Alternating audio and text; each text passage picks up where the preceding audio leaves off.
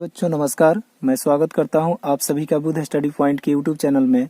और आज इस वीडियो में हम 10वीं कक्षा के पहले अध्याय वास्तविक संख्याओं के अंतर्गत प्रश्नावली 1.2 के प्रश्नों को हल करेंगे। तो जैसा कि इसके पिछले वीडियो में हमने प्रश्नावली 1.2 के पहले तथा दूसरे प्रश्नों को हल कर लिया था, तो आज हम सबसे पहले तीसरे प्रश्न को हल करेंगे। और तीसरा प्रश्न कह रहा है कि अभाज्य गुणनखंड विधि द्वारा निम्नलिखित पूर्णांकों के एचसीएफ और एलसीएम ज्ञात कीजिए। और इसमें 3 अलग अलग क्वेश्चन है। तो बच्चों इसके पहले क्वेश्चन को हम देखें तो 12, 15 और 21 का हमको एचसीएफ और एलसीएम निकालना है, वो भी अभाज्य गुणनखंड विधि द्वारा। तो हम सबसे पहले इनका अभाज्य गुणनखंड निकालेंगे। तो 12 के अभाज्य गुणनखंड निकालने के लिए हम इसको तोड़ेंगे, तो ये 2 से 6 बार में, पुनः 2 से 3 बार में। उसके बाद में ये 15 हमारा हो जाएगा 3 से 5 बार में। उसके बाद में 21 3 से 7 बार में। अब हम 12 को लिख सकते हैं 2 गुने 2 गुने 3। अब यहाँ पे 2 बार 2 आ रहा है, तो इसको हम 2 का स्क्वायर गुने 3 लिख सकते हैं। उसके बाद में 15 को लिख लेंगे 3 गुने 5। उसके बाद 21 को लिख सकते हैं कि 3 गुने 7। तो अब हमें इन तीनों संख्याओं का एचसीएफ तथा एलसीएम निकालना है। तो हम लिख सकते हैं कि 12, 15 और 21 का एचसीएफ बराबर। तो एचसीएफ के लिए आपको पता है, जैसा कि हमने पिछले वीडियो में इसका जिक्र किया था, कि एचसीएफ के लिए संख्याओं में प्रत्येक उभयनिष्ठ अभाज्य गुणनखंड की सबसे छोटी घात का गुणनफल देखा जाता है। तो अगर इसमें बात करें कि उभयनिष्ठ संख्या की, तो इन तीनों संख्याओं के अभाज्य गुणनखंडों में सिर्फ 3 उभयनिष्ठ संख्या जो कि तीनों संख्याओं के गुणनखंडों में शामिल है। और साथ ही सबसे छोटी घात वाली उभयनिष्ठ संख्या को देखें तो तीनों में 3 ही शामिल है, और यहाँ तीनों का घात जो है 1 है। तो यहाँ पे 3 एकलौती उभयनिष्ठ संख्या है, तो यहाँ पे एचसीएफ इन तीनों का हो जाएगा 3। अब एलसीएम की बात करें तो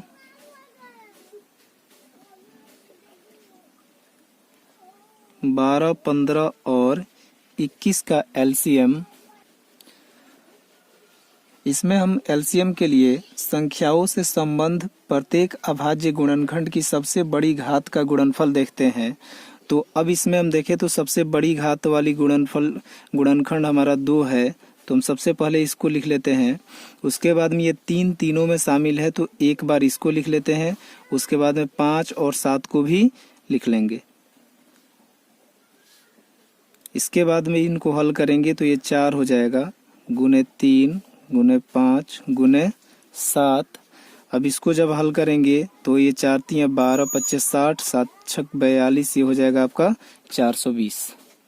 अब 3 नंबर के रोमन के दूसरे प्रश्न को देखें तो यहाँ 17, 23 और 29 का हमको एचसीएफ तथा एलसीएम निकालना है। तो चूंकि हमने अंक गणित के आधारभूत प्रमेय के अनुसार ये जाना था कि भाज्य संख्याओं को अभाज्य संख्याओं के गुणनफल के रूप में लिखा जाता है गुणनखंड करके, तो यहाँ पे तो ये तीनों संख्याएं जो है अभाज्य संख्याएं, इसमें से कोई भाज्य संख्या नहीं है। तो 17 को हम क्या लिख सकते हैं, 17 गुणे 1। 23 को लिख सकते हैं 23 गुणे 1। 29 को लिख सकते हैं 29 गुणे 1। अब चूंकि 1 जो है सभी संख्याओं का गुणनखंड होता है, तो अब यहाँ पे अब हम सबसे पहले एचसीएफ निकालेंगे। तो एचसीएफ ऑफ 17, 23 एंड 29, अर्थात 17, 23 और 29 का एचसीएफ देखें तो सबसे छोटी घात वाली उभयनिष्ठ जो सब में शामिल है वो संख्या हमारी 1 है, तो इनका एचसीएफ हो जाएगा 1। तो इसके बाद अब एलसीएम की बात करें तो एलसीएम के लिए हम संख्याओं से संबंध सभी संख्याओं को देखते हैं। तो यहाँ पर हम 17, 23 और 29 के एलसीएम के लिए यहाँ पर 17, 23 और 29 को रख लेंगे। तो 17 गुने 23 गुने 29, इसका जब हम गुना करेंगे तो ये हमारा हो जाएगा 11,339 और यही इसका आंसर है। तो बच्चों इसी कॉन्सेप्ट के आधार पर आप इसके रोमन के तीसरे क्वेश्चन को हल करेंगे, जिससे आपकी बेहतर पकड़ बने। इसके बाद अब चौथे क्वेश्चन को हल करेंगे और चौथा क्वेश्चन है कि 306 और 657 का HCF बराबर 9 दिया है, तो 306 और 657 का LCM ज्ञात कीजिए। तो हम देख रहे हैं कि यहाँ पर HCF हमारा दिया हुआ है 306 और 657 का HCF बराबर हमारा दिया है 9 और हमें LCM ज्ञात करना है, अर्थात कि 306 और 657 का LCM हमको निकालना है कि कितना होगा। तो हम एक संबंध जानते हैं HCF और LCM का, और उसके आधार पर एक फॉर्मूला हमारा बनता है कि दो संख्याओं का गुणनफल उनके HCF और LCM के गुणनफल के बराबर होता है। हम ये फॉर्मूला जानते हैं कि HCF गुने LCM बराबर A गुने B। हम इसको इस प्रकार से भी कह सकते हैं कि HCF गुने LCM बराबर पहली संख्या गुने दूसरी संख्या। तो अब हमारा HCF जो है 9 दिया हुआ है और हमको LCM निकालना है। तो सबसे पहले हम इस HCF को इधर लेके चले जाते हैं। तो LCM बराबर हो जाएगा A गुने B डिवाइडेड बाई HCF।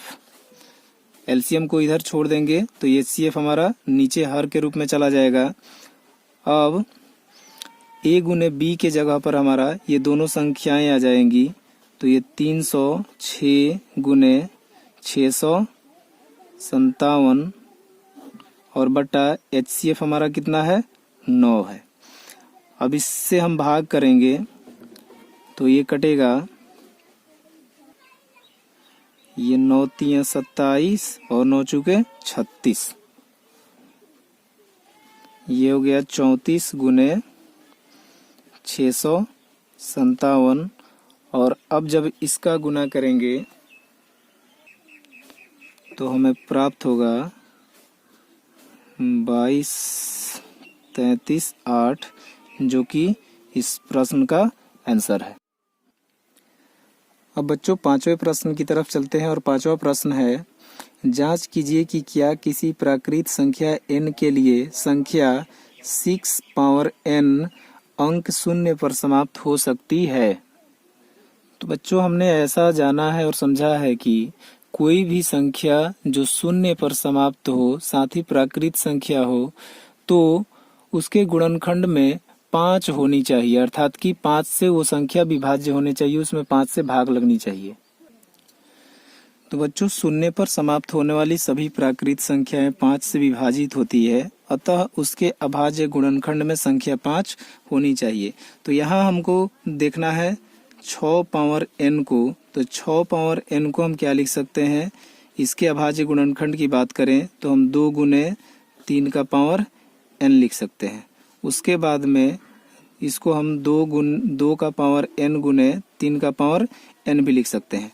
अब अगर अंक गणित के आधारभूत प्रमेय के हिसाब से बात करें तो यह 2 और 3 जो कि 6 का अभाज्य गुणनखंड है, यह एक अद्वितीय अभाज्य गुणनखंड है 6 के लिए, क्योंकि इसके अलावा 6 के लिए कोई भी दूसरा संख्या गुणनखंड में शामिल नहीं होगा। तो हम लिख सकते हैं कि अंकगणित के आधारभूत प्रमेय के अनुसार यह गुणनखंड अद्वितीय है, इसलिए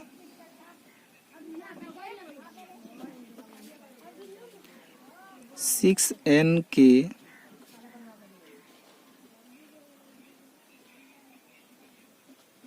अभाज्य गुणनखंड में संख्या 5 नहीं आ सकती है, क्योंकि इसके गुणनखंड सिर्फ 2 और 3 है, तो इसमें 5 आने का कोई ही क्वेश्चन आता ही नहीं है। तो अब हम लिख सकते हैं कि इसलिए 6 पावर n किसी भी प्राकृत संख्या n के लिए शून्य पर समाप्त नहीं हो सकती है। अब चलते हैं छठे प्रश्न की तरफ, और छठा प्रश्न कहता है व्याख्या कीजिए कि 7 गुणे 11 गुणे 13 प्लस 13 और 7 गुणे 6 गुणे 5 गुणे 4 गुणे 3 गुणे 2 गुणे 1 प्लस 5 भाज्य संख्याएं क्यों हैं। तो अब सबसे पहले हम संख्याओं के में जो 2 तरह की संख्याएं दी गई हैं उनमें हम पहले इसको देखेंगे, 7 गुणे 11 गुणे 13 प्लस 13 को। तो इसमें आप देख रहे हैं कि यह 13 जो है यहाँ पे गुना के रूप में शामिल है और यह 13 प्लस के रूप में शामिल है, अर्थात कि यहाँ से लेकर के यहाँ तक एक अलग संख्या दिख रही है, इन सबका गुना किया जाएगा तो एक अलग संख्या आ जाएगा, और 13 एक अलग प्रकार से दिख रहा है प्लस के साथ में। तो इसमें से हम 13 कॉमन ले सकते हैं, अर्थात कि 13 से इनमें भी भाग दे सकते हैं, और इससे तो 13 से भाग लगेगा ही इसमें। तो अब अगर 13 हम इसमें से कॉमन ले लें तो ये हमारा बच जाएगा 7 गुणे 11, क्योंकि 13 निकल जाएगा, उसके बाद में प्लस ये हो जाएगा 1। अब हम देख रहे हैं क्या कि 13 इन संख्याओं का गुणनखंड है, तो हम लिख सकते हैं कि चूंकि 13 एक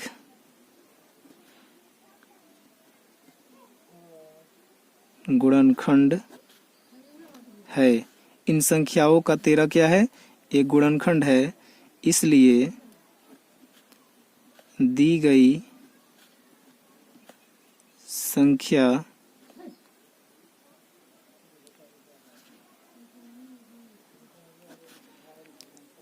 तेरह से भाज्य है। पुनः इसके बाद वाली संख्या की अब अगर बात करें तो इसके बाद वाली संख्या है अब 7 गुणे 6 गुणे 5 गुणे 4 गुणे 3 गुणे 2 गुणे 1 प्लस 5। तो इसमें हम 5 कॉमन ले सकते हैं। तो अब अगर इसमें से हम 5 को कॉमन लें तो ये हमारा हो जाएगा 7 बचेगा 6, अब यहाँ से 5 निकल जाएगा तो क्या बच जाएगा 4 गुणे 3 गुणे 2 गुणे 1, और ये प्लस 5 के जगह पे 5 निकल जाएगा तो हो जाएगा 5 एकम 5। अब यहाँ पे देख रहे हैं कि 5 भी क्या है, एक गुणनखंड। तो अब हम लिख सकते हैं कि चूंकि 5 एक गुणनखंड है इन संख्याओं के लिए, इसलिए दी गई संख्या 5 से क्या होंगी, विभाज्य होंगी। तो लिखेंगे कि इसलिए दी गई संख्या 5 से विभाज्य है, अतः ये संख्याएं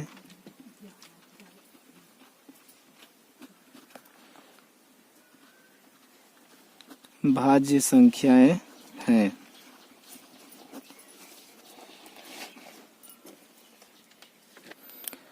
अब इस प्रश्नावली के अंतिम प्रश्न को हल करेंगे, और अंतिम प्रश्न हमारा है किसी खेल के मैदान के चारों ओर एक वृत्ताकार पथ है। इस मैदान का एक चक्कर लगाने में सोनिया को 18 मिनट लगते हैं, जबकि इसी मैदान का एक चक्कर लगाने में रवि को 12 मिनट लगते हैं।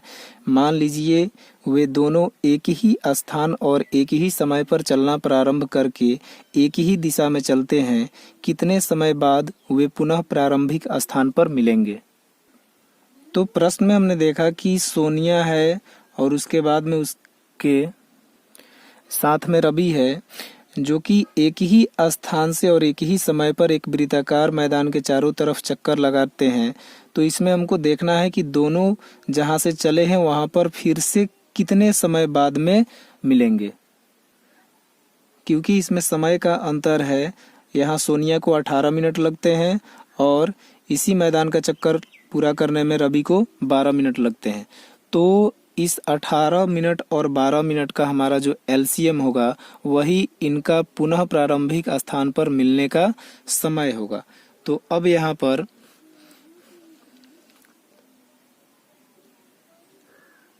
हल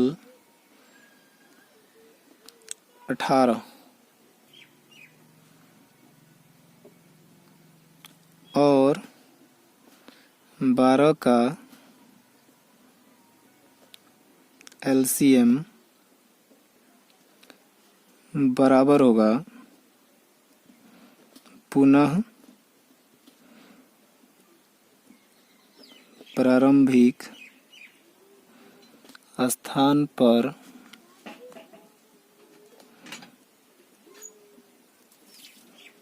मिलने में लगा समय। तो अब हम 18 को क्या लिख सकते हैं?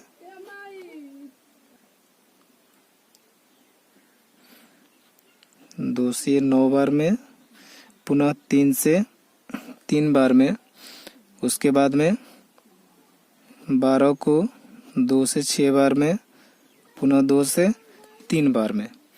तो अभी हम 18 को लिख सकते हैं कि 18 बराबर 2 गुने 3 गुने 3। अब यहाँ 3 2 बार है तो 2 गुने 3 का वर्ग लिख सकते हैं। उसके बाद 12 को लिखेंगे कि 2 गुने 3। अब इसके अभाज्य गुणनखंडों में 2 जो है 2 बार दिख रहा है तो 2 का वर्ग गुने 3। अब लिखेंगे कि इसलिए LCM ऑफ 18 एंड 12 अर्थात कि 18 और 12 का LCM। तो LCM के लिए हम क्या करेंगे?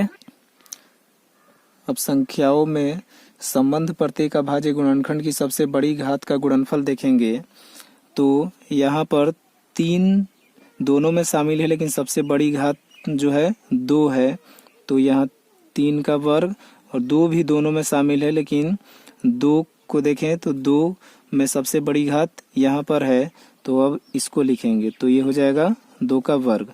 अब ये हो जाएगा 9, ये हो जाएगा 4 बराबर हो जाएगा 36।